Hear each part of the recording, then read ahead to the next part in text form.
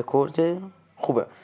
بالاخره تریلر جدید شیطان کش اومد و خیلی هم گاد بود، تکه‌های زیادیش هم در حال پخش الان داریم میبینید.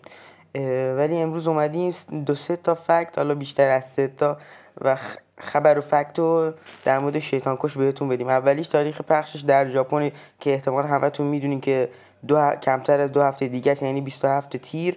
و سوال اینجاست که کی تو جهان پخش میشه، ما کی میتونیم اونو ببینیم. خب این مشخص شده که میشه 21 شهریور، یعنی کمتر از 2 ماه بعد از پخشش در ژاپن.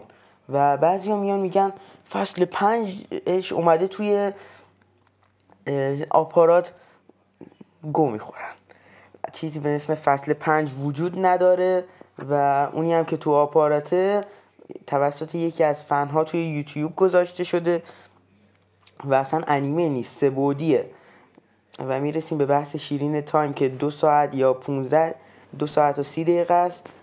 بعضی هم میگن 2 ساعت و ربع که به نظر من 2 ساعت و 30 دقیقه است که خیلی هم خوبه. و توی سینمایی ما مبارزه شینوبو و دوما زنیتو با اسمش یادم رفت و کمی هم از مبارزه تانجیرو و گیو با آکازا.